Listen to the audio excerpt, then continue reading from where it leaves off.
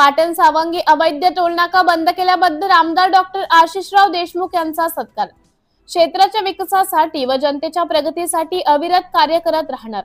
सावनेर दिनांक 8 ऑगस्ट 2025 रोजी सावनेर तालुक्यातील पाटण सावंगी येथील अवैध टोलनाका अखेर बंद करण्यात आला आहे। विधानसभा निवडणुकी दरम्यान आमदार डॉक्टर आशिषराव देशमुख यांनी पाटण सावंगी येथे टोलनाका बंद करण्याची ग्वाही दिली होती आणि त्यांचा हा शब्द 2 ऑगस्ट 2025 रोजी खरा ठरला। हा टोलनाका बंद करण्यात यावा ही डॉक्टर देशमुख यांची भूमिका होती, कारण हा टोलनाका अवैध होता, ज्यामुळे लोकांना अनावश्यक आर्थिक भार सहन करावा लागत होता। याबाबत आमदार डॉक्टर आशिषराव देशमुख यांनी त्यांच्या सहकार्यांनी अनेक वेळा आंदोलन केले होते आणि त्यांच्या पाठपुराव्यामुळे शासनाने योग्य निर्णय घेतला। आता या ठिकाणी जनतेला टोल भरायची गरज नाही, त्यामुळे सावनेर विधानसभा क्षेत्रातील जनतेमध्ये आनंदाचं वातावरण आहे। आमदार डॉक्टर आशिषराव देशमुख यांनी विधानसभा निवडणुकी दरम्यान दिलेला हा शब्द पूर्ण करून जनतेचा विश्वास राखला आहे।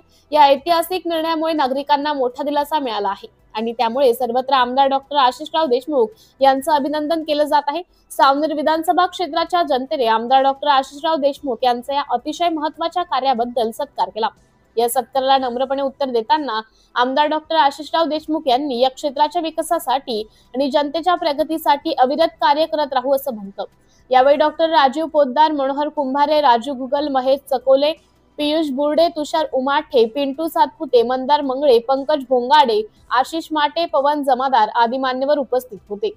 सिटी इंडिया न्यूज साठी तालुका प्रतिनिधी नितेश गव्हाणेसह तालुका प्रतिनिधी अनुप पठाणे, सावनेर।